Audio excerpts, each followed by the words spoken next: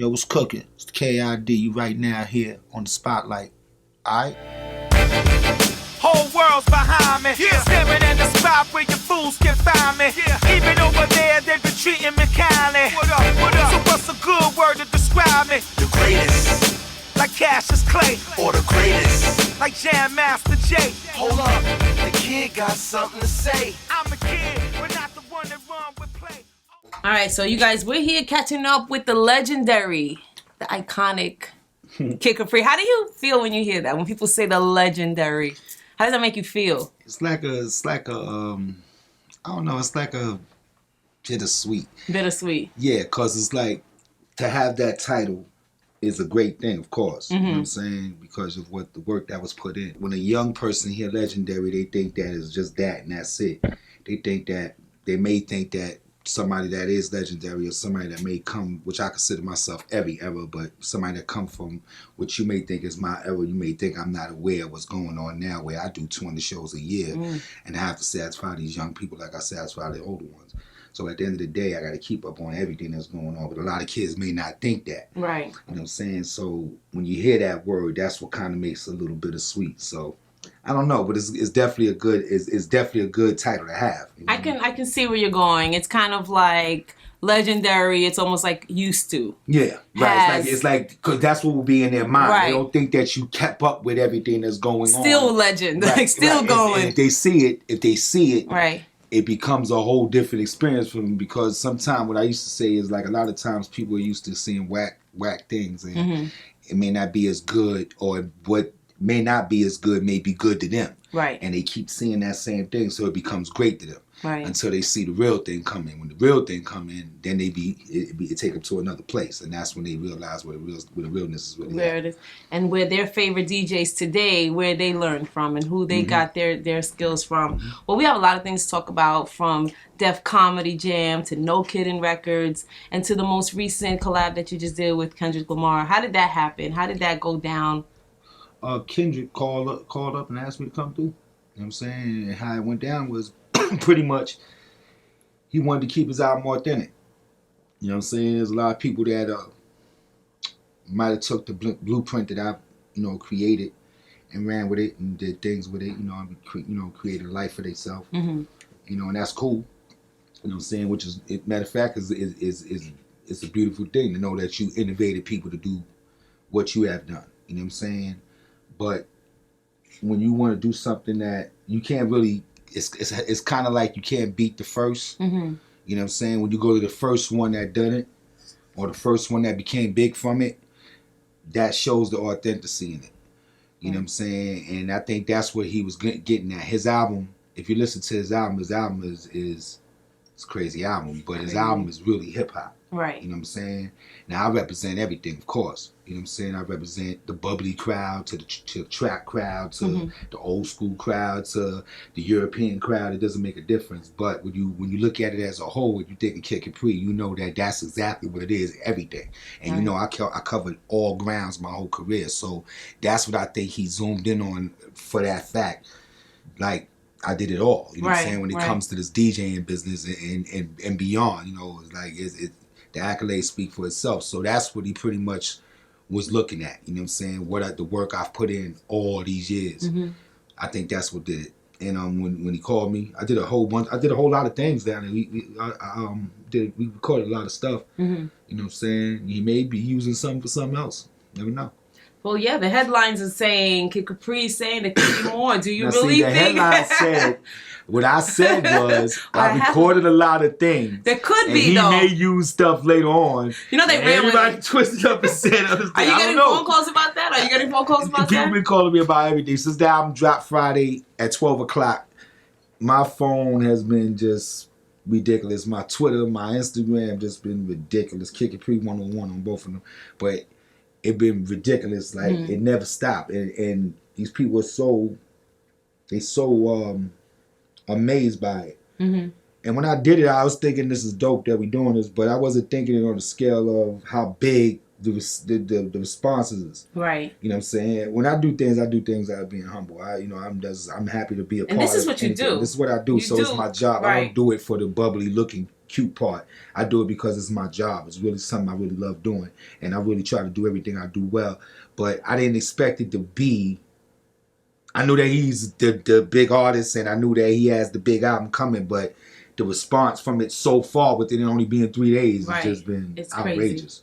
Crazy. Wow. So I could imagine what's going to happen when the sound scan come out. When the sound scan come out, then we're going to see a whole nother thing. Absolutely.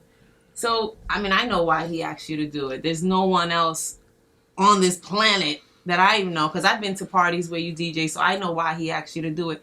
If I was a fly on the wall, what was that conversation like? What were some of the reasons and some of the things that he said to you to get you on the album? I mean, we didn't really talk a lot about that. Or he knew what he wanted me to do.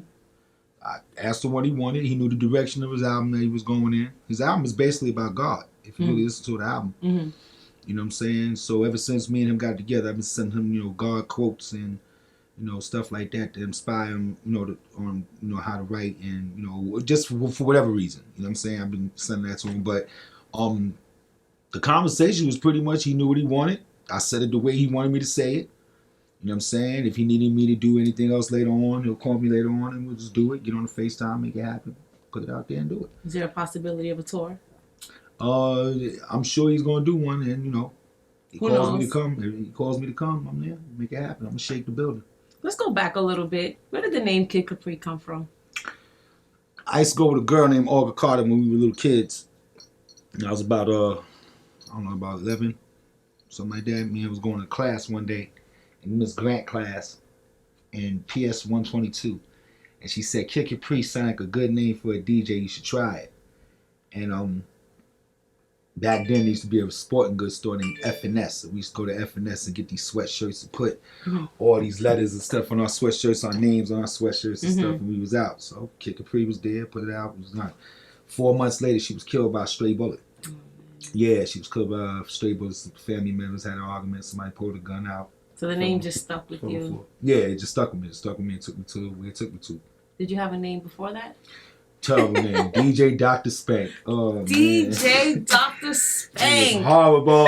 Horrible. Everyone has a name before the name, right? Yeah, Successful Chocolate, something. And see, people, my real name is David Love, David Anthony Love. So people used to say, why you never named your name D Love? Because back then, you made a new name. You named had yourself, to. yeah, you made a new name, and I don't know, but it worked out for me. It took me where it took me. Definitely did. Speaking of David Love, your dad, Dave Love, And my Senior. granddad, David Love. Senior. Yeah. You come from a musical background. Your dad. Absolutely. And your granddad as well, or? Absolutely. My granddad, there's a trumpet right there. That was your Right granddad. there. My granddad bought that trumpet in 1940. He used to play for Dizzy Gillespie, Count Basie, Miles Davis. He used to sit in, like back then they had different sitting. He used to sit with everybody, even more jazz artists than I'm mentioning. And then he had my dad and his other son. And my dad and his other son, they formed a group up. My father was the lead singer. And he just kept doing this thing. And then he got with a big Latin band called the LeBron Brothers, who is still out to this day. Major band. And their first album was with my father. My father wasn't on the album cover, but he was featured on the album, David Love. And he sung maybe 3 or 4 of the songs on each album, the 2 albums he did with them. And then he broke off and went on his own and started doing the soul records. He had a hit record called Baby Hard Times in 1972.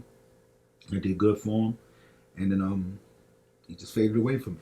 Wow. So you grew up watching your dad sing, and I mean, what kind of influences did that have on you? I mean, did you want to sing? Well, no, not really. It had a major influence on me because I knew I wanted to be on stage. I didn't know if it was singing.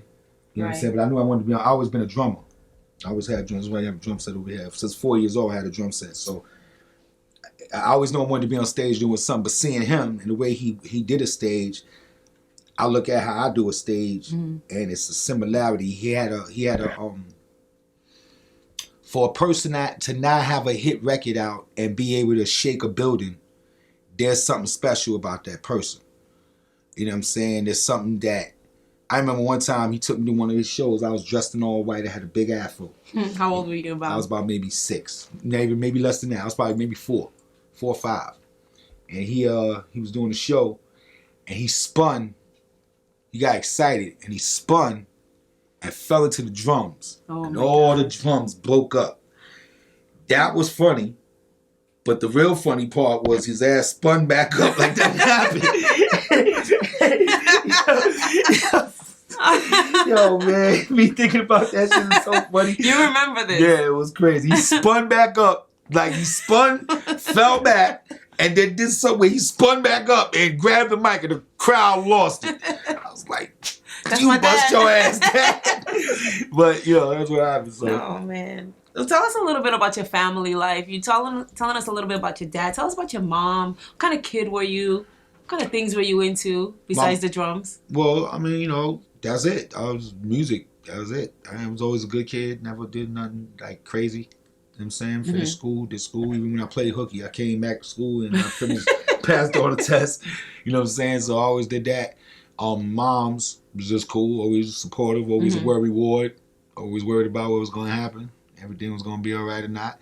Made sure I had what I needed. She wasn't a rich lady. I mean, she was a rich lady at one time, and then, she left and got with my father, and, they had their times, and things went up and down, and, by the time I started DJing as a little kid, she didn't have a whole lot of money, but she made sure I had the things that I needed, and I took it from there, and that was it. And they both passed away, but at the end of the day, they was there. She was there to see the success and everything that go on, and I was able to take care of her and make sure she was living good and everything like that. So she was straight. At what age did you realize you wanted to become a DJ? I mean, as soon as the first day I seen it, I was 8 years old. Dude was on I'm just telling the story to K Slay. Dude was on Shout out to K Slay. Yeah, shout out to K Slay. Dude was on the wall throwing the dice, saying yes, y'all, to the beach, y'all. Throwing the dice. I'm looking at him going, what the hell you saying? Yes, y'all, to the beach. What the hell that mean? And then there was a party in a community center in Marble Hill Projects. You pay $1 to get in. There was a group called Rockwell Incorporated with DJ B Ward. B Ward was the nicest dude. Like the way he just looked like he just fly. Right. He just had a look. And it looked like he was talking to the needles, and they just stopped where he wanted them to stop, and he was just dope. And he had this long ass thumb. This long thumb to pick up, and then long ass thumb. And I used to stand there and watch him. I ain't talk to no chicks, I ain't dance, I ain't go to the bathroom, I ain't move. Just watched him. Just stood there and watched him. And like, wow, I'm gonna do that shit. Ran home and told my mom I wanted to be a DJ. She was, what the hell is that? Aww. Explained it to her. And she went and bought me, like I said, we didn't have a lot of bread, so she went and bought me a mixer that had no headphone hole, which means I had to guess all the spots on the records. Wow. And that's what made me better than everybody else that was in the neighborhood. There was 35 other DJs on the block. Wow. I got better than all of them because I had to guess where the spots was at. I got so nice at it that these younger, and I'm standing on top of a milk crate because I was too small to reach up to the table. Standing on top of a milk crate, bodying with no headphones on. And these big kids, I remember Rob, Ed Lane, Kenny Berry, all of them big kids, 15, 16 years old, they looking at me like, what the hell is this nigga doing? Know? Like, how does he, like, this is crazy. And fortunately and unfortunately, I'm the only one that stayed with it. All the 35 DJs that was on there, I'm the only one that stayed with it. And it just took me. It took me to a point where when I got the Kid Capri name, it was like it was meant to be. It was like something, I knew I was going to be big as something, but I knew it was going to be that. Right. But when I seen the colors, then when it landed, I was like, wow, this is different. Did you ever know it was going to be this big? Did you ever think that it was going to be this big? Nah. No. Who helped you get started when you started to really take it serious and you were like, I want to really do this? Well, I really went, I mean, I was already doing things for years, but where I started getting known at was when I started playing in the SMS Club with Chief Rock and Star Child. And that's when I was around the type of people that normal people wouldn't be around because there was a lot of drug dealing and, not with me, but like drug dealers. Right, in the neighborhoods and stuff. Killers and, it was real. You know what I'm saying? But you felt like a mega star being there. It was crazy. It was just crazy. And I was there the first day. And I'm looking at this shit. I'm like, wow, look at all this. And out of nowhere, this kid, this drug dealer kid, rolled up on me and said, "Yo, I bet he bet another kid that drove for OJ. OJ was a cab service at the time. He said, I bet you $150 kid to bust Star Child ass." Like, yo, man, stop, man. I'm not here for that, man. I'm here chilling. Mm-hmm. And I was just happy to be there. Star Child says something on the mic. Nobody gonna come in my house and do such and such and such. I'm like, oh, okay. Go up in there and I do something, make the crowd go crazy. Star turned to me and said, yo, we should do, because what Star was doing in there, he would make these tapes and sell the tapes for $20. Mm-hmm. So he said, yo, kid, me and you should get together and we'll, do the tapes. You get 10, I'll get 10, and we'll do it like that. We end up doing that, and the tapes became the biggest thing in the street. So I did that with him for a year, going back and forth from the SNS and the Zodiac, and we going through raids and robberies, and all the shit was going on there. It was just crazy. Right. Did that for a year. Red Alert used to come in there, amongst other stars. Red Alert used to come in there. I remember Red Alert came in one day and said, "Oh, kid, I'm going on tour with BDP, and I want you to take my place at Studio 54. I was like, hell yeah. He went and told the 54 people, they didn't know who I was. Who's Kid Capri? Let me just do it. When I went and did it, they seen the pandemonium I brought there. They seen it was too much for them to handle. It just got too crazy. People were getting hurt. It was just ridiculous. And after that, yeah, I mean, in the middle of that, I'm doing my shows or whatever, but that was like the biggest thing. After that, I said, what I'm gonna do? Sat in the street corner, sold my mixtapes. Went to Trader Horn, bought 100 tapes. Took 6, 7 tape decks, copied them all night. Went out the next day, sat on the street corner. $20 Kid Capri tapes. People would walk up. Why would I buy you a tape for $20? Who are you? Put my joint in your car and listen to it. And when you listen to it, you're gonna come and buy everything I got here. And they would take it, put it in the car, listen to it, come back. Let me get that. Let me get that. By all the Next thing you know, every car that was driving by was Kid Capri, all everywhere. It was ridiculous. It started getting crazy. Cop cars was coming up with it in their car. Mr. Softy had it in his truck. It was like, it real talk, I'm being real. I believe you. And it just got to that point. And meanwhile, I was just looking at it as I'm just trying to get a little money. Little money, yeah, a little known, and that was it. The shit turned into something else. It turned into like a real career. Like it turned it not into a career because I wasn't looking at it I was looking at it as a stepping stone. So it was only a stepping stone. When I left the mixtape game, I left as the Michael Jordan of the mixtape game. I didn't fall off from it. I left it and went and took my career another way. But at the time, it was something that was bubbling me up without me really knowing what was really happening. You didn't see it. I wasn't looking at it like that. You gotta remember, I'm a humble dude too. At the end of the day, like I don't look at it the way somebody else may look at it. But when it was happening, I'm like, wow, this is getting crazy. Now I'm booked all over the place.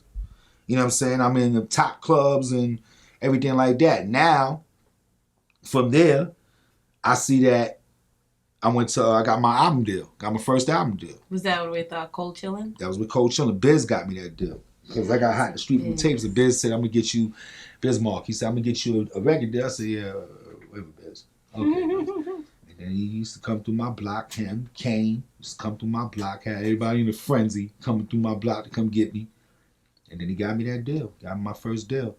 And then I got that deal, I got my first tour and my first radio deal, which was BLS. And at the time I got with BLS, I had to go on a tour, which was the Public Enemy tour. And I couldn't be at the radio station. So what they did was they took all my street tapes, all my dirty street tapes, sounded grimy and everything, and they edited the tapes, the curses out, and played it on the radio for the whole month I was on tour. It was the first time ever happened. So that happened. I came back, got on the radio, and took the radio to sky high numbers. That was crazy. And that's when the frenzy really started. So then I was doing the show with Demoravas after LL Cool J's party, his after party. And Russell came in and seen the crowd going crazy. Came up and said, yo, what you think about being with a comedy show? I said, comedy show? No comedy show? What I gotta do? But I'm saying this is... So this was Russell. Russell Simmons came... Right. I'm saying, what I do with a comedy? And I said, yo, you talking about HBO? This is Russell Simmons? Shut up. Just go do it. So we went and did it.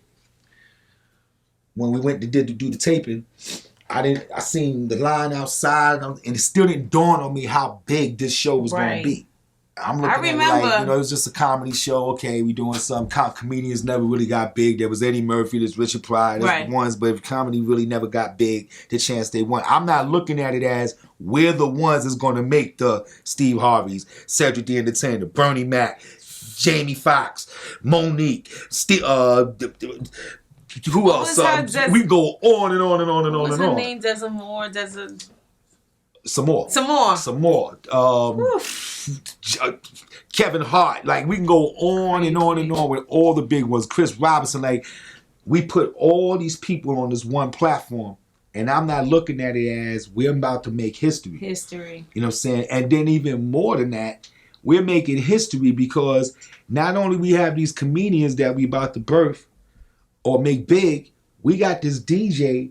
First time on a TV show, there's a DJ that has his own section on a And show. you opened up. That opened up the show. And then when you came to see the concert, that was a whole nother, we'll get to that. Yes. We're going to get to that. But the TV show, you got this DJ on there, and now what y'all didn't see on the TV show is the party that went on before the show started. When the people was coming in and they sat down and they seen this frenzy I put them into to get them ready for the show. That's why the crowd was so crazy. That's what made the show, the crowd. By them being so crazy on the screen, it made you want to be there. Right. But it was because of the setting that they had before the show even actually started. They was in party mode, ready to go. Ready. So that transformed into the concert when we did the tour. The tour lasted for 16 years. The tour, the first show we did, I think it was in San Diego, it was somewhere. First show we did, I'm behind the curtain. And the curtain is down. It was about 9,000 people in the crowd. They opened the curtain. When they opened the curtain, the screams was anything I couldn't imagine. Like, it was like, I don't know. I was standing there, and like I was telling Slay, like, I don't get nervous about nothing pretty much. I've been on every stage there is.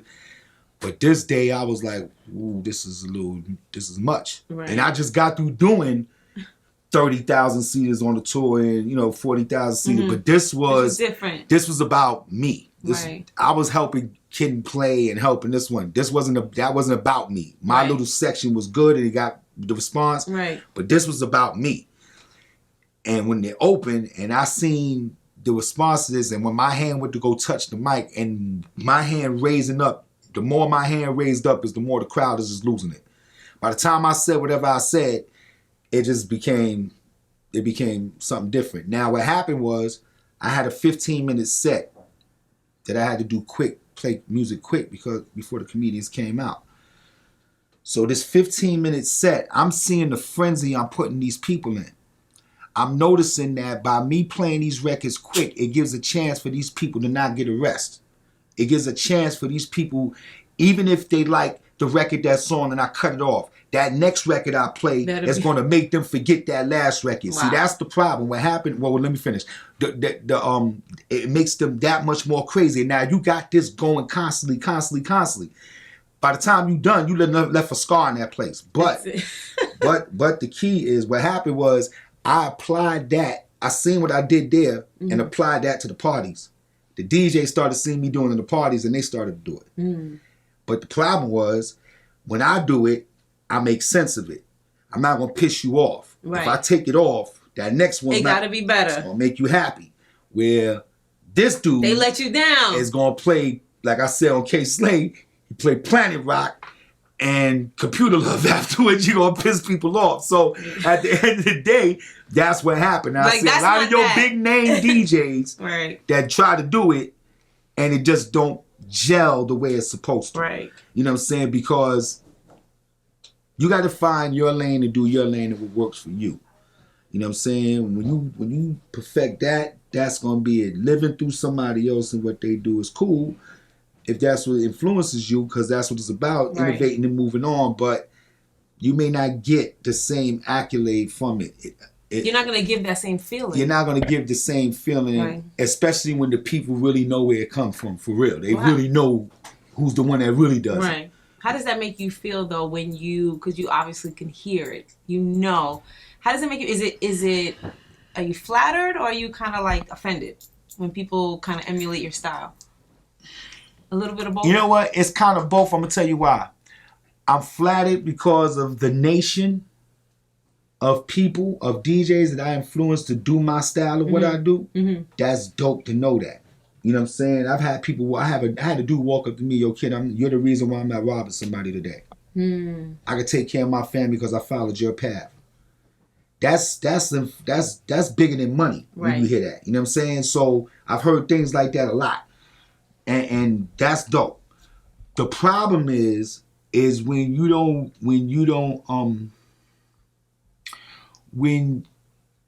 you abuse it to the point, well, not even abuse it, when you like don't, it's not your style. Don't make it your style. But don't act like it started with no shots to anybody. But don't make it sound like it started with this guy. Right. Or this guy or this guy. It started here. Right. Okay, and you might have been influenced from him, but he was influenced from this. Right. So you may be doing my thing without even knowing you got it from me. Right. You know what I'm saying? This is why I said the younger generation, when they hear the OG be there, they might not feel like we in touch with what they're doing. But when you see what I do, you're gonna know I play it better than you do. Right. I've been doing this. It's nothing different. Matter of fact, it ain't got nothing but better and better and better. Right. So, but that's what it is. You have to put that in their face for them. And it's not their fault. Some of these kids, they ain't got a chance to hang out since a year ago. Right. They just started. They just hanging out. Yo, Biggie and Dipset is old school to them. Like, right. You know what I'm saying? Like, they don't really know. Like, they only know what you teach them, and then you can't really rely on a lot of the radio stations because the radio stations is doing their marketing dollar thing. Sure. You know what I'm saying? You got to follow this list and this protocol and all that, so you can't really do it the way you really want to do it unless you're a mix show DJ that got a big name that can pull the strings.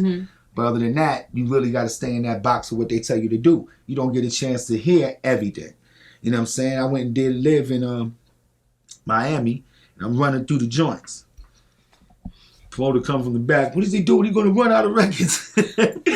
That's because you used to hearing whack shit. You're like, I could go for like 20 You used to hear 4 or 5 DJs that you hired playing the same record in the party all night. That's why your crowd's standing around. Because they heard the same thing all night. Right. And this is what they're playing. But in my joint, you don't hear a record twice in my party. This is the reason why I took an opening DJ around the world with me.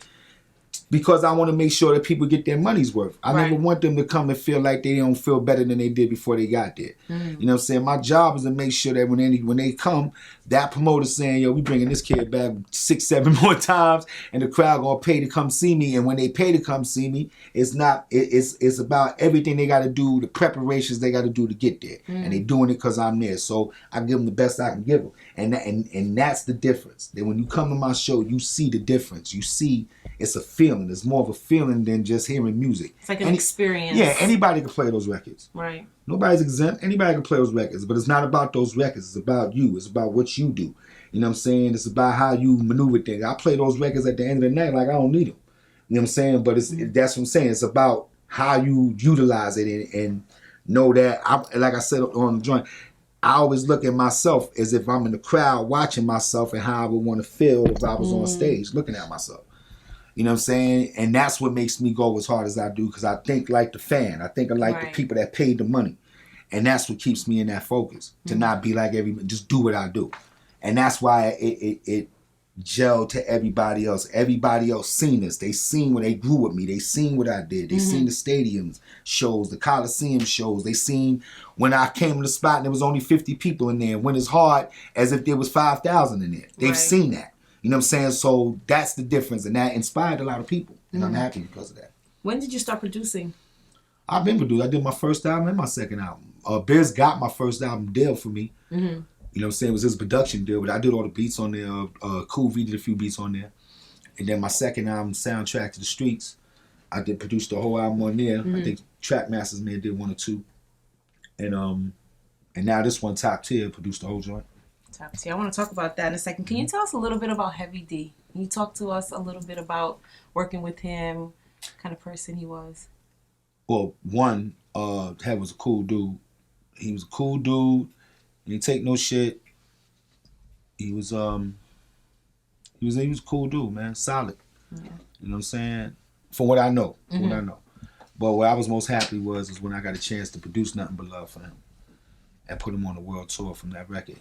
You know, and you know what? When I did it, I was gassed that I did it then, but it didn't hit me as much until after he passed away, because it showed that I was a part of his life before his life ended, and I contribute something that meant something to him, that did something for him. Right. You know what I'm saying? And to know that's good. Just like Aaliyah, I went on tour with Aaliyah. My biggest show I ever did was on that tour at Madison Square Garden. You know what I'm saying? My best show I ever did. But it wasn't about that. It was about knowing that Aaliyah's not here no more, and I was able to make her moms and her father happy. They were smiling. When I come off the stage, they smiling. They happy. Like, you know, her boss was happy. A record company was happy. Everybody was feeling good. She was happy. She would come to my room. We would sit there and talk for hours like brother and sister. Like, you know what I'm saying? So knowing all that, you look back at it, you can say, yo, my legacy, I was able to help a lot of people in this business. Right. People that probably never did nothing back in return for me, and I never really looked for it because I never give to get. But the ones that it's been so many people. So many, from Puff to Jay to this one to that one to this one to that one. We can go on and on and on. Well, I just have to say, look at this room. Yeah, you can see my stuff. You know, this saying? room speaks for itself. There's a lot of different a people. lot of lives, a lot of careers that you've touched, influenced. You've DJ'd for so many years. You've been in this business so many years. I can't imagine that there's anything that you haven't been through. Can you share with us some of your most memorable, something that's going to stay with you forever? I mean, there's moments. a lot. There's a lot. Those ones I just told you about, definitely. Whether it's good or bad, anything that you can sit and say, yo, I'll never forget this day. Oh, I never forget the day my daughter was born. That's a big day. Yeah, never forget that. I'm sure you got, as a DJ, as an artist, as a producer, you've missed flights. You've sold out shows and parties. I mean, these are things that people can only dream of accomplishing. What are some of your biggest accomplishments?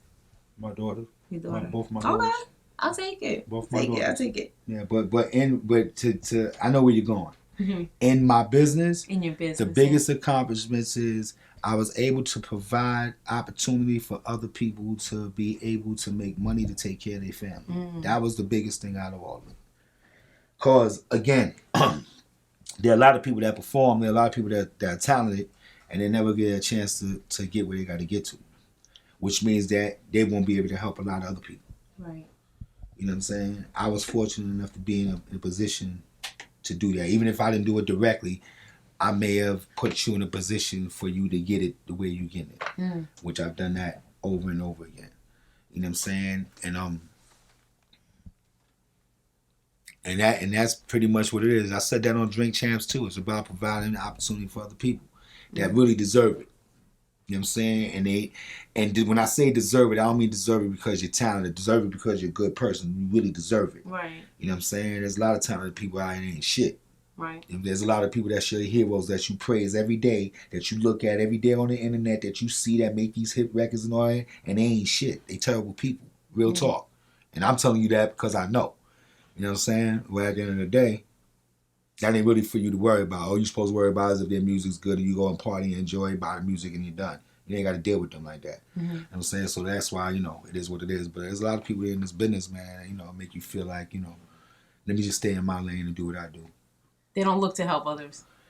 Some people. That's definitely one thing. And but what I'm saying, it's kind of like a double-edged sword, because there's times, even I can know that there's times that, you might go to help people, and those people that you go help shit on you in a way where you don't want to really help nobody. Right. You don't really want to put yourself in that position. So it looks like you don't really want to do nothing for nobody, or you on yourself, or whatever the case may be.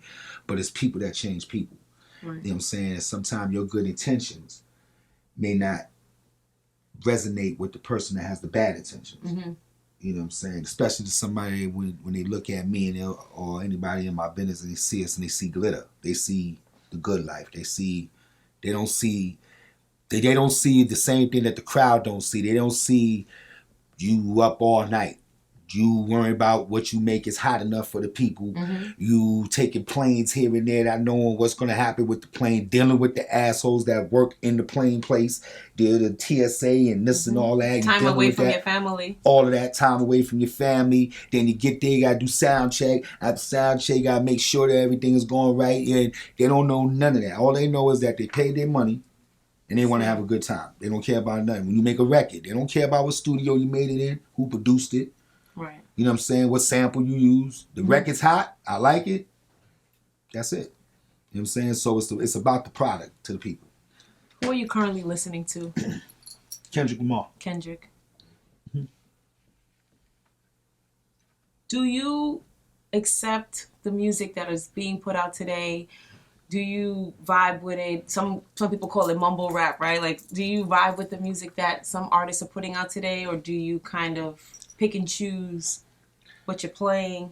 Will you play the trap music? Will you play just because it's what people want to hear? I play whatever, wherever. I have a show on Sirius XM right now. Well, before I even go there, of course, I like a lot of the mumble rap, and some of it, a lot of it I don't. Just like I like a lot of the regular, authentic hip hop, and some of it I don't. You know what I'm saying? I like a lot of R&B, and some of it I don't. Right. It's what you make that's hot, that's appealing. You know what I'm saying? But I try to make the point of, these kids is making music for them. They're not making music for the grown-up. Right. You as a grown-up, if you like the music, which I know 55-year-olds and 50-year-olds and 45-year-olds and 40-year-olds, they all dance trap music. Right. You know what I'm saying? So if you as a grown-up like the music, you like it. If you don't like it, you can't judge kids that's making music for kids. They making music for kids. When you was their age, your parents judged you about what you're doing. Now you're your parents' age at that time, doing the same thing. They just doing what they're doing. They having fun. That's what we did. Right. So why would you judge them for what they're doing? I just think that's kind of corny. You know what I'm saying? But at the same time, some of y'all dudes, everybody has a computer and everybody is a producer and everybody has a studio. So everybody think they could just put a record out every day and it's going to go. A lot of this music is not good. You know what I'm saying? My show, The Block Party, on Sirius came from me I didn't want to go to radio. I've been offered a lot of different radio stations around the country, as a matter of fact. And I didn't want to go to radio because I felt like if I went to radio, I would lose who I really am. I would have to follow somebody else's guidelines, somebody else's list and all that. So I didn't really want to do that. So when Periscope came out, somebody showed me it, and I said, let me just do something on Periscope real quick. And I seen the response. So I said, I'm going to start this show called The Block Party Live Mixtape, where I'm going to play stuff that nobody else play. I'm going to play a lot of breaks nobody know and just different things. And I'm going to make your old sound new. Right? Which people are sampling these days. Sampling, Percocet, the Mask Off, that sample was on my shows, the prison song. So anyway, so I would start this show, and I'm noticing that I'm getting all these people watching, and the way I looked at it is that I'm doing a live mixtape right in front of you. That's why I call it the Block Party Live Mixtape. I'm doing a mixtape right in front of you. You can see it. You know what I'm saying? You can see everything. So that's what became so interesting. It's sort of like with the battle rap, which we'll get to. When I seen battle rap, it just captivated me. So it was the same thing. Now not only I'm playing it, it's the way I'm playing it, then I'm also giving you the lifestyle. I'm telling you things that's the truth. And it's the way I'm telling you. To where now I have all these women watching my show. Women on top of women watching this show, and it's a hard show. So I said, I gotta create something for the women. I said, what y'all think about me doing a show called creating a show for the ladies? And this chick said, she read in the chat room, you should call it No Pants Sundays. I said, No Pants Sundays? I said, nah, No Panty Sundays. Everybody start putting the number ones up. Number ones is going up, because I tell them when there's something good, they put number ones up. So I said, No Panty Sundays. All right, cool. So that following week, I did a show. I created a show where I played nothing but slow and cool out music. And I created a show called No Panty Sundays. That shit went through the roof. When I tell you, women from all over the world watched this show. So this went on for a year, both shows. The Block Party on Wednesday, and and No Panty Sundays on Sunday. Both shows at 8 o'clock. It got so good that Sirius, Ron Mills, came and said, yo, you need to do the block party on Sirius XM, do whatever you want. Wow. When he said that, now that became something different. Wow. Yeah. So, being a DJ for so long, the DJs today, they feel like they can just come with the laptop. How do you feel about that? They don't have to struggle with the crates. How many crates you used to carry with you? 15. 15 crates. No, the Serato was cool, the computer, but Serato was I'm cool. still on the turntables. I don't But would you trade that experience? What? All the years that you had the crates and this and Really, I didn't want to. locking it. Jazzy Jeff was the one that influenced me to do Serato. Because I just posted a picture the other day with me with 15 crates behind me. You got to remember, I was the first junior hip-hop to own a tour bus. Right. 2 of them. Right. And the reason for that is because you're doing 6-7 shows a week. And I had all these records. So, I carried them. Plus, I just liked the way it looked. It just looked crazy. And then when the computer thing came, it was just a computer. You know what I'm saying? Right. So my whole thing was like, They don't struggle. On, they don't know the struggle. Like, so when Jazzy Jeff was like, Kid. So then I did it, and next thing you know, it was it became that thing. But I didn't want to use the CDJs, and I just wanted to keep it as authentic as possible. I don't even really play on relative mode unless I really have to. So it's like, I just wanted to make sure the performance level stayed the same way. I wanted the look to stay the same way. Right. So there's clearly a science behind being a DJ. I mean, like you said before, you can't just put on music and just think it's gonna go. And that's what makes you so well respected and well known. So let's switch gears because whose idea was it to come up with the master of the mix? How did that come about?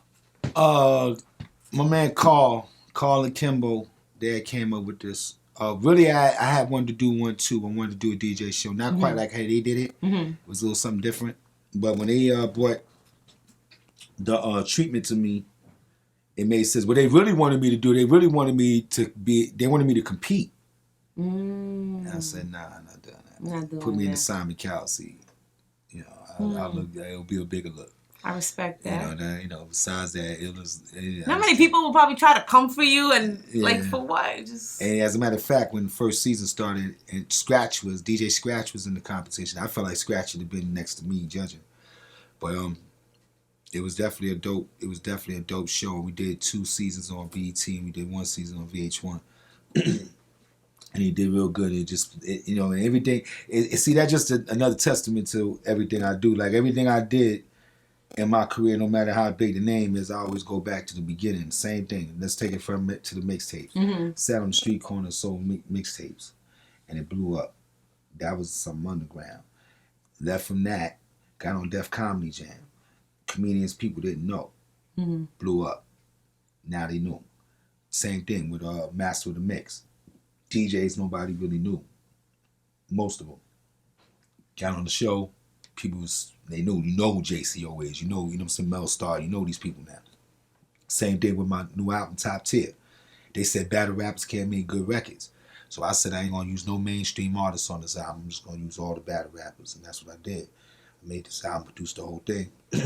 So I'm taking that from there. The same thing with my shows on the Block Party show. I did the Block Party Live mixtape on the internet, and the No Panty Sunday. When I first started, I only had 30 people on there. You know what I'm saying? With a name. You know what I'm saying? I only had 30 people on there, but the consistency made it become what it became. But the point is, it started from the bottom. No matter how big the name is, always go back to the beginning. You know what I'm saying? So that's what keeps everything going fresh and relevant, because you're not trying to hover over something that's already done. right. You know what I'm saying? That's like somebody coming back and saying, "Yo, kid, let's do a new comedy show."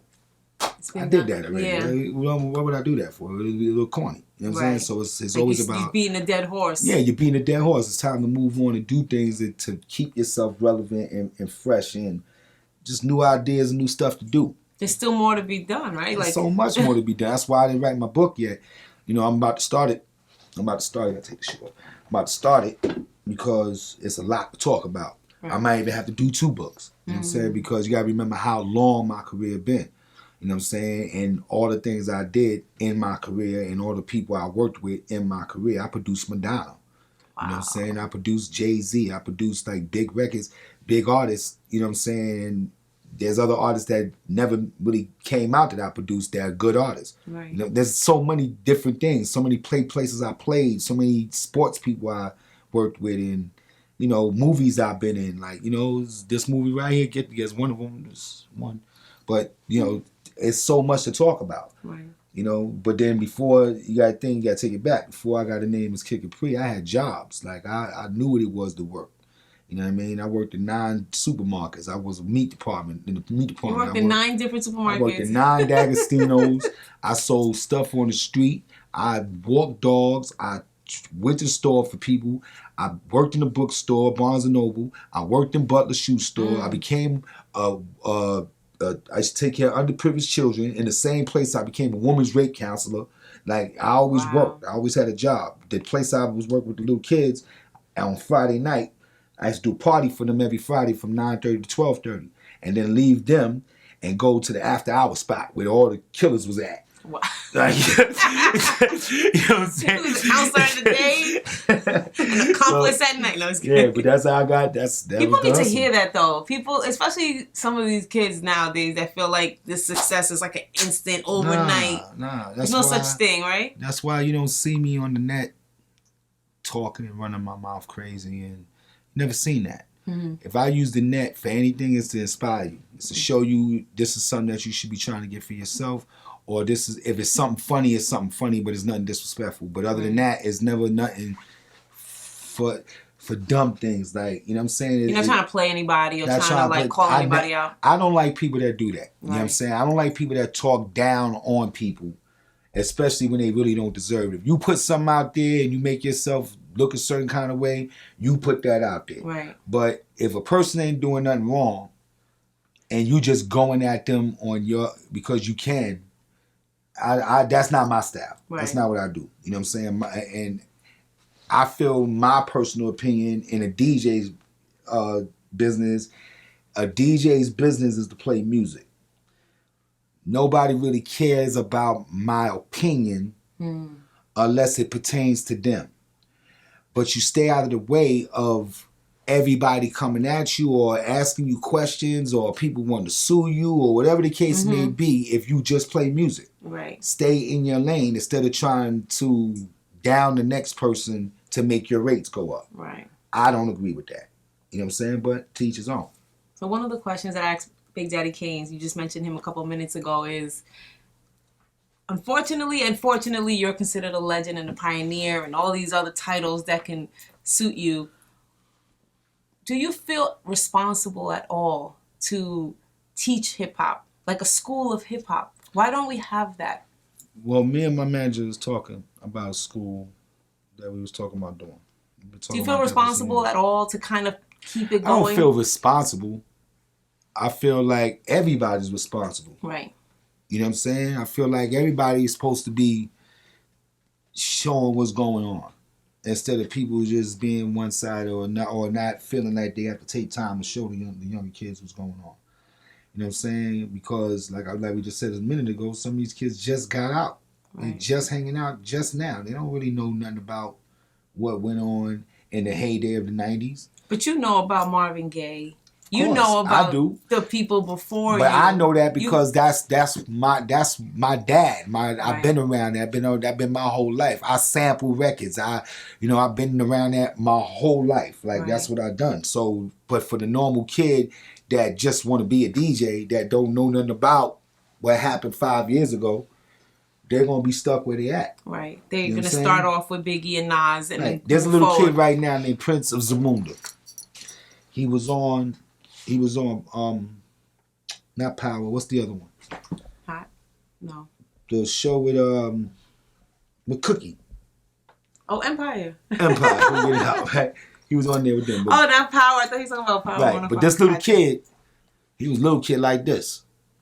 And how I met him was I was walking through a convention center in Indiana, and he had a little controller, a little DJ controller with his father. He was trying to hook up his little equipment and the stuff wouldn't work. So I walked over to him and I hooked it up for him.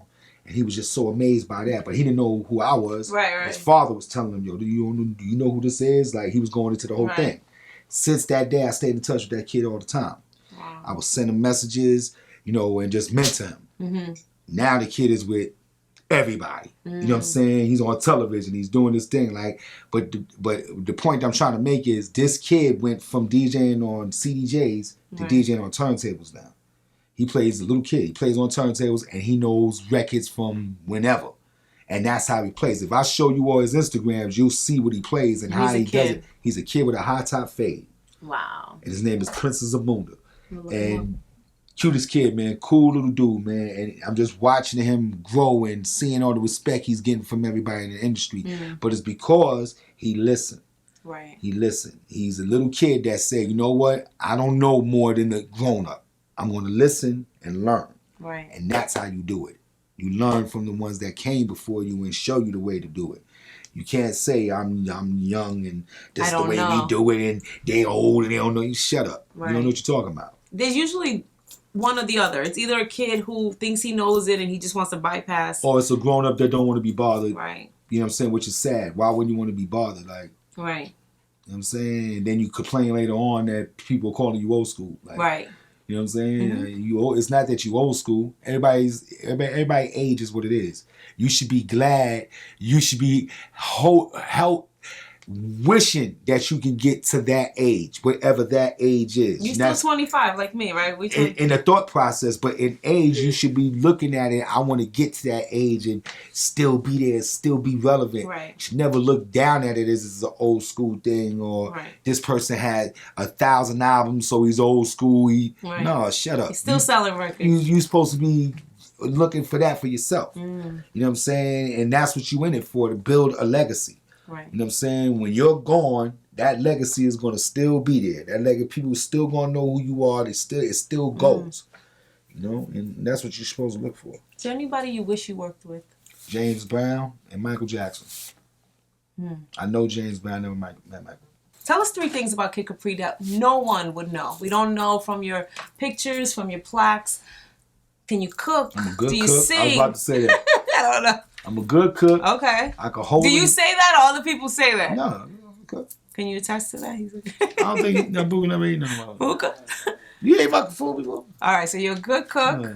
What don't we know just from knowing you? I cook good. I clean the house. I wash my ass. What kind of movies do you watch? What do you? We all wash my ass, clean my house. What do you like to do when you're not on the road? When you're not sorry. What do you like to do? I'm usually in my studio working. Yeah. I'm always working. But I don't really do too many movies no more. If I watch the movies, it's the older movies. I mean, I watch some of the reality joints and just see how stupid shit look. Just certain things that I'll be like, well, I can't believe they did that. But it's funny to watch them do it. You wouldn't know it yourself, but it's funny to see them do it. It's entertaining. So, so you see some things. But favorite movie of all times? I can't say a favorite movie. I can tell you one of the favorite. Yeah. Oh. The Mac. Mac. The Mac. Goldie! I don't know that movie. 35,000 for. Can you buy that? The Mac. That shit was ahead of his time. You crazy? Yo, if you look at the way they were talking back then, it's the same.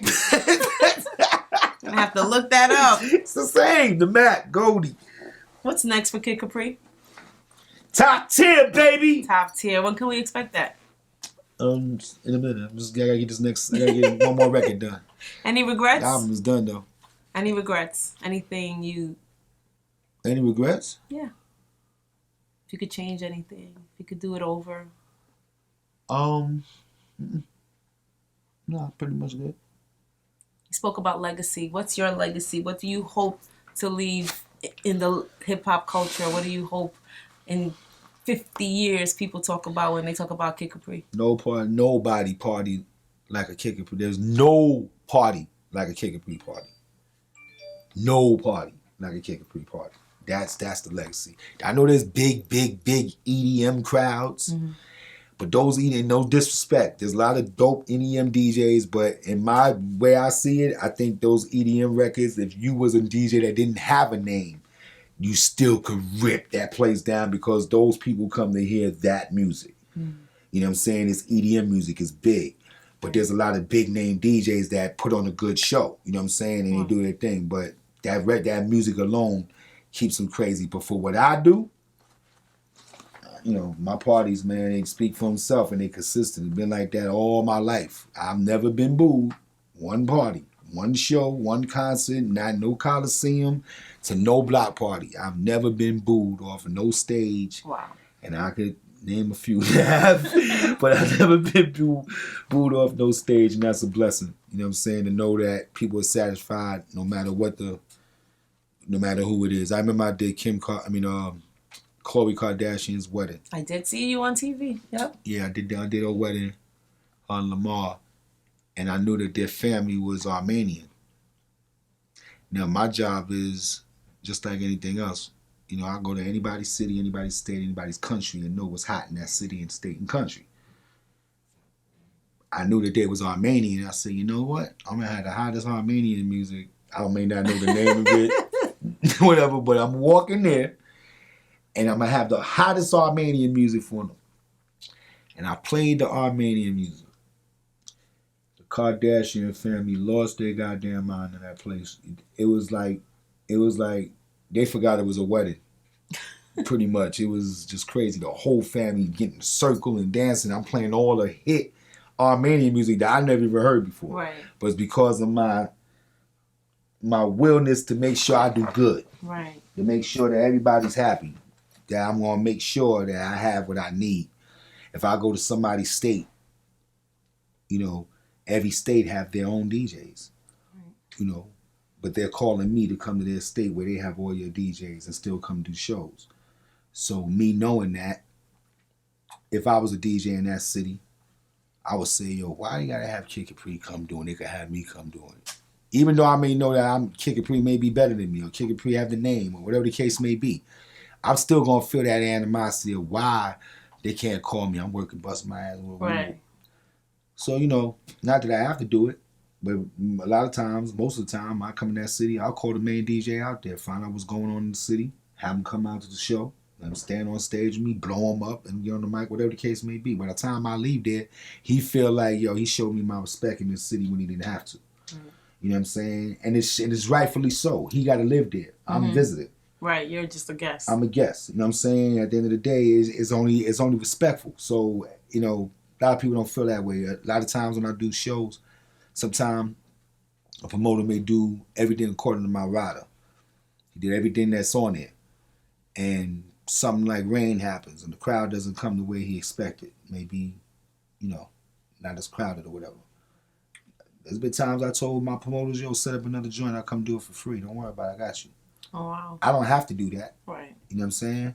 But what happens, it leaves with that promoter, when I'm down, Kid ain't gonna kick me further. Right. He got my back. Like, so I'm gonna have him come back 6 more times. I don't need nobody else. Right. You know what I'm saying? And that's how it go. And then when I come, you get the best show. You get what you pay for, and then some. So now you safe with that. I've been with promoters. I have one promoter in Kentucky. In Louisville, Kentucky, when I do the Kentucky Derby. I'm about to do it coming up. I've been doing it. I had a contract with them from 1998 every year to now. Every year. That's almost 20 years. Almost 20 years. Same thing with Indiana. Same thing with it because of the relationship. It's the relationship. You know what I'm saying? There's a lot of people out here with the talent. If you did them wrong, they would have looked for another DJ. Come on, there's so many other people they can go and get. They don't have to call you. They don't have to pay your flights and pay your big money that you want and put you in big suites and you're on first class, this and that. They don't have to do none of that. They can get the dude that's in their city. Right. Let him go back home to his house and it's done. Right. But they respect not only the talent, they respect the fact that if something goes wrong, Kid got our back. We ain't got to worry about it. We good. You know what I'm saying? And that's it. That's the difference where this dude, another dude, I'm here, I got my money, I don't care about no rain, give me my bread, I'm out. Right. All right, cool. Take your bread, I'll never call you again. Get. Never gonna call you again. And there's a number of promoters that said to me, name names too. I'm never going to get him because he was garbage. I'm never going to get him because he was garbage and he brought a bunch of people with him. Right. I'm never going to get him because he's garbage. He brought a bunch of people and he was late. Like names, and you don't want names that we've known, we've heard big of. Names that I've heard it over and over again. You know what I'm saying? But that's why you be like, yo, remember that DJ? Yo, you remember so and so? It become that, and that's what I'm saying. Like you can't get on and act like you doing somebody a favor. Your lights will be shut off in a minute. Right. There's too many people trying to do what we do. You know what I'm saying? Every day. So you gotta humble yourself even after you make it, man. I watch dudes ask me, "Yeah, I want to get on. I gotta get on. Yo, can you help me?" Then they got on, became somebody, and they walk around with a face that's different than what it was when I seen them. Right. They walk around, Like they don't even know you now. They can't do nothing but know, but they really, that attitude is, I'm a man now, so, come on, knock it off, kid. Right. You ain't seen shit. Well, I have to just say, not apart from this interview, thank you. Every Friday, I would tune in to HBO to watch. Yes, from the beginning to the end. I mean, just thank you, because that's like what we grew up on. You know, our culture. We're always gonna remember that. I know you guys. Thank you so much. Thank you.